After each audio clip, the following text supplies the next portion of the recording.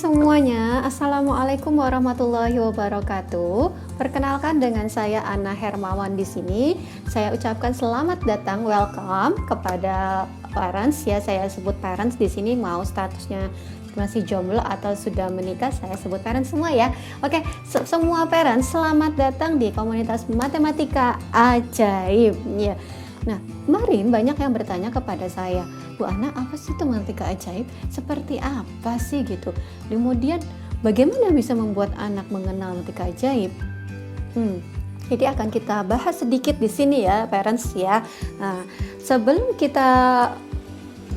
kita membahas ya, apa sih itu matematika ajaib ya, saya akan mengajak parents untuk melihat beberapa data di big board belakang saya. Jadi coba kita perhatikan dulu ya, seperti apa data yang ada di lapangan. Apakah data tersebut sungguh terjadi pada Anda, pada kita? Silakan, saya ke pojok dulu ya, supaya nanti kita bisa menyimak big board di belakang saya. Silakan. Oke parents ya, saya sudah di pojok sini supaya parents bisa ngelihat big board di belakang saya. Nah, di sini saya sudah tampilkan ada data dan fakta yang perlu sangat-sangat kita perhatikan. Ya. Nah, yang pertama adalah 5 fakta yang harus parents perhatikan di dunia pendidikan dasar. Ya, yang pertama yaitu ada 7 anak ya tentunya dari 10 anak di Indonesia bersekolah tanpa mendapatkan pemahaman apa itu matematika. Gimana? Betul? Iya, 7 dari 10, bayangkan ya. Jadi lebih dari 50% itu anak-anak tidak bisa memahami atau tidak mendapatkan pemahaman tentang matematika. Ya, next, setiap anak Indonesia rata-rata hanya membaca 7 halaman buku matematika per tahun.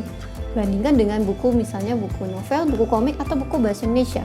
Mereka buku matematika mungkin jarang sekali membuka ya. Oke, berikutnya orang tua rata-rata menghabiskan dana 10 juta per tahun, 10 juta untuk mengikutkan anak pelajaran tambahan di bimbel. Wow, ya kan kita sudah, oh ya pasti biaya bimbel itu tidaklah murah ya. Satu kali masuk berapa, kemudian nanti ada per semesternya, kemudian nanti ada bukunya dan lain sebagainya ya. Nah seperti itu, jadi kita nggak terasa nih kalau anak-anak kita bimbelkan, apalagi di bimbel-bimbel ternama, bimbel favorit itu sudah wow banget yang cost yang sudah kita keluarkan ya.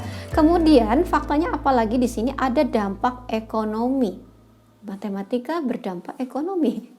Seperti apa? Literasi matematika dapat meningkatkan peluang kerja dan akses ke pendidikan tinggi. Setuju ya? Setuju, karena semua jurusan nanti ya semua bidang itu pasti ada literasi matematika.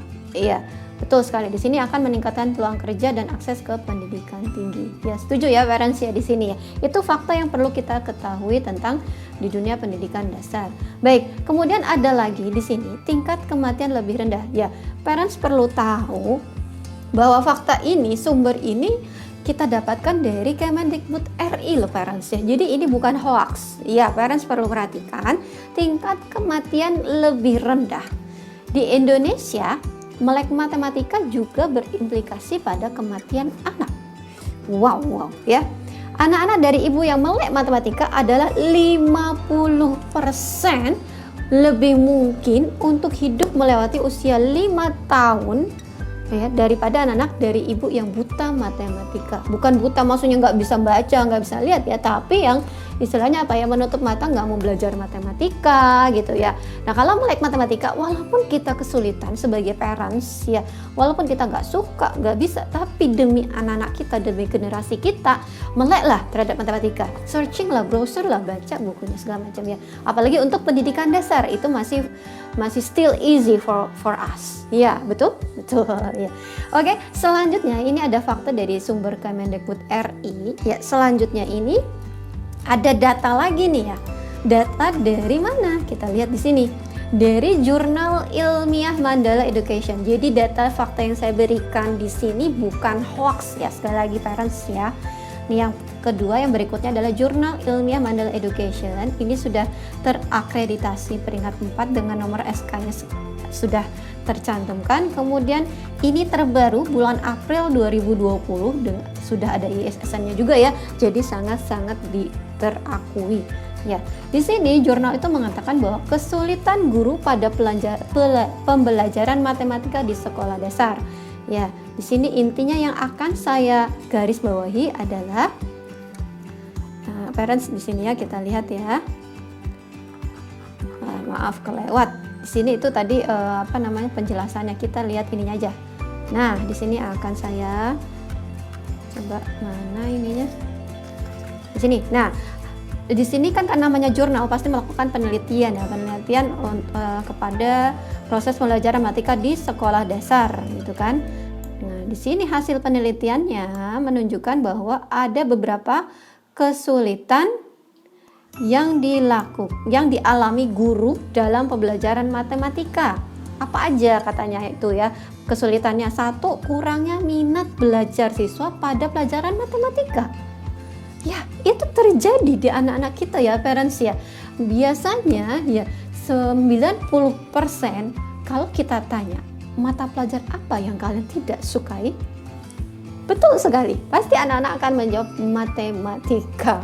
Ya, kalau parents sendiri gimana? Pasti juga ada yang tidak menyukai mata pelajaran ini. Nah, itu hasil penelitiannya juga sudah sama seperti itu ya. Kemudian yang kedua, kesulitannya yaitu adalah siswa malas dalam menghafal rumus. Ya, dari sejak zaman dulu kala ya. Dari for a long time ago ya, jadi sejak zaman nenek kita, ibu kita, bahkan zaman kita dulu parents ya, belajarnya pasti memakai hafalan. Contoh perkalian, gurunya memberikan perkalian hafalan, besok hafalan, setor hafalan perkaliannya. Jadi seperti itu. Nah, saya juga punya murid seperti itu, dia kelas 2 SMP disuruh dengan metode hafalan, padahal anaknya sendiri gaya belajarnya bukan menghafal, dia tidak suka menghafal. Jadi itu dia setiap bangun tidur dia harus selalu melihat melek kepada perkalian ya. Oke, kemudian berikutnya bedanya sistem pembelajaran dulu dan sekarang itu ya. Jadi ada plus minusnya antara sistem pembelajaran dulu mungkin tahun 98 sebelum tahun 2000 dengan sekarang setelah tahun 2000 ya. Ya, tahun 90-an dan tahun 2000-an. Kemudian ada penggunaan buku tematik yang kurang efektif untuk pembelajaran matematika. Nah, kalau yang tahun 90-an bukunya belum tematik ya parents ya. Masih buku KTSP atau mungkin masih kurikulum tahun 98 ya nggak salah waktu itu. Nah, itu beda jauh dengan buku tematik sekarang. Kalau tidak percaya silakan parents meminjam buku tematik punya anak-anaknya, kemudian dibuka dan dilihat secara seksama. Mudah dipahami tidak? Bagaimana menurut parents? Kemudian bandingkan bagaimana menurut pandangan anak kita yang masih dalam proses pembelajaran. Ya, kemudian yang berikutnya yang kelima, kesulitannya itu guru kesulitan mengembangkan materi yang ada di dalam buku. Ini poinnya ya. Bukunya sudah sangat seperti itu, standar baku. Nah, guru pun harus mengikuti follow the instruction of the book. Jadi si guru harus mengikuti si bukunya itu. Nah, kesulitan sekali. Karena kalau misalnya keluar atau dikurangi atau ditambah, guru kesulitan. Yang pertama. Yang kedua, dikejar deadline. Ya, jujur saya juga adalah sebagai guru matematika di sebuah sekolah dasar untuk kelas 1 sampai kelas 5 ya. Kemudian saya juga mengajar olimpiade matematika SD dan SMP. Saya banyak menyaksikan anak-anak yang kesulitan. Saya juga banyak menyaksikan teman-teman saya sebagai guru matematika yang kesulitan menyampaikan pembelajaran matematika yang menyenangkan. Ya, yang menyenangkan untuk anak ya tentunya parents ya.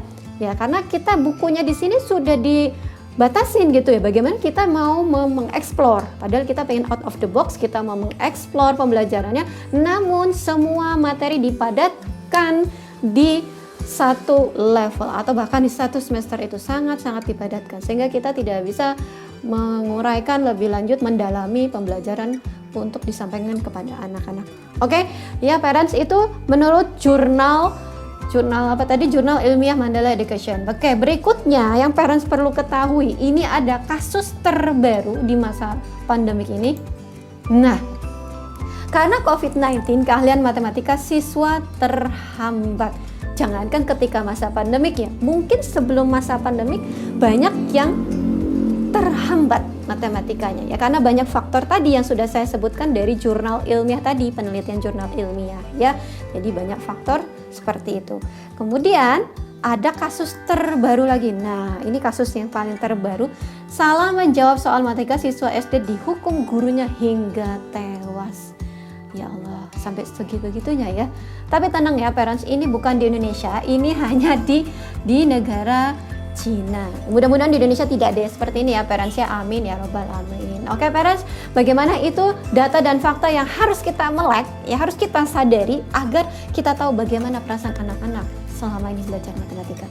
Oke, selanjutnya adalah kalau gitu gimana ya kesulitan-kesulitan itu, kita harus menghadapinya seperti apa gitu ya solusinya. Kita lihat ke yang berikutnya. Sini. Nah, lalu menurut parents itu matematika itu sulit dan rumit atau mudah dan menyenangkan? Iya. Iya. Silakan nanti dijawab masing-masing ya. Di sini saya hanya memberikan solusi dari kesulitan yang dialami dari hasil penelitian jurnal ilmiah tadi. Ya, di sini saya menyuguhkan fungsi dari matematika ajaib. Ya, di sinilah kita matematika ajaib ini berperan bahwa apa sih itu matematika ajaib gitu ya, banyak yang bertanya seperti itu. Jadi ya parents ya, matematika ajaib ini adalah sebuah metode belajar ya parents, ingat sebuah metode belajar, jadi bukan bimbel, bukan juga pelatihan atau seminar ya, jadi sebuah metode belajar berhitung mudah dan teliti. Tolong digarisbawahi ya, mudah dan teliti. Di mana ya, coba nih saya perlihatkan brosurnya juga ya. Jadi brosurnya pun ada, sudah kita tuangkan di sini. Di mana setiap materi diajarkan dengan pendekatan nalar yang memadai untuk mengasah logika siswa TKB dan SD. Jadi matematika ajaib ini bukan metode hitung cepat. Ya, tolong digarisbawahi, ini bukan metode hitung cepat. Jadi kita mengutamakan mudah dulu, teliti dulu, lama-lama dia akan cepat dengan sendirinya. Itu di situ the point dari matematika ajaib. Ya. Kemudian kalau sudah dikembangkan untuk melatih nalar anak-anak untuk menghadapi soal matematika yang berbasis HOTS. Ingat HOTS ya. Jadi HOTS itu di atas high ya. Habis setelah high, HOTS, kemudian bisa menghadapi nanti soal-soal olimpiade. Nah, seperti itu tahapannya. Jadi ada tahapan-tahapan di dalam pembelajaran matematika. Ya, kemudian banyak juga kemarin yang bertanya, nah ini ya siapa aja sih yang perlu belajar matematika ajaib gitu? Buat siapa aja? Yang pertama untuk anak dan untuk parents, karena ya di sini kan juga gambarnya selalu kita mencantumkan ada parents-nya. Ya, jadi dari dua sisi, untuk anak-anak dan untuk parents. Ya, parents untuk mendampingi, berapapun usia anak itu tetap harus didampingi. Kemudian kalau untuk anak-anak di sini kita ada mulai usia 5 sampai 7 tahun. Kemudian ada 7 sampai 9 tahun dan lebih dari 9 tahun. Artinya apa loh? SMP bisa ya? Bisa. Terbukti murid saya yang kelas 2 SMP masih bingung untuk menghitung hitungan dasar. Ya, jadi di sini matematika ajaib adalah kita metode belajar berhitung mudah itu mulai dari berhitung dasar ya.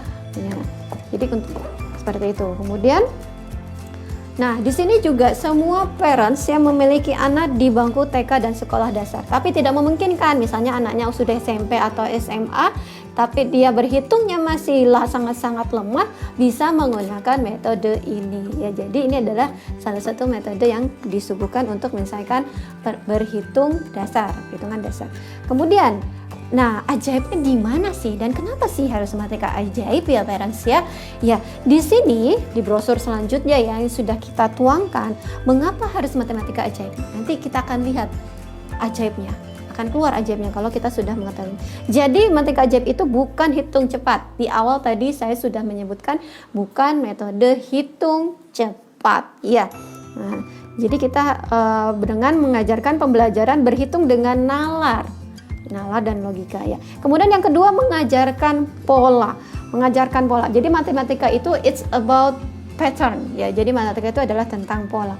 Matematika ajaib mengajarkan pola-pola unik matematika dasar yang mudah dikuasai anak. Ingat, mudah dulu, bukan cepat yang utama ya. Kemudian yang ketiga adalah memahami nalar. Setiap konsep dalam matematika ajaib diajarkan dengan nalar yang mudah dipahami guru, murid, serta parents ya. Jadi guru itu sebenarnya termasuk kepada parents kategorinya kalau saya sebutkan. Nah, kemudian di sini kita juga mencantumkan ya, kalau di brosur ini kita mencantumkan toolsnya atau alat bantu belajar ya. Untuk alat bantu belajar akan saya jelaskan setelah ini ya. Baik, buat apa toolsnya? Untuk tambahan aja anak bisa berhitung dengan toolsnya. Tapi kalau anak itu sudah terbiasa ya, lama-lama juga akan bisa ya. Kemudian di sini ada yang berikutnya, apa aja sih isinya gitu ya, maksudnya apa aja yang dipelajari di matematika ajaib.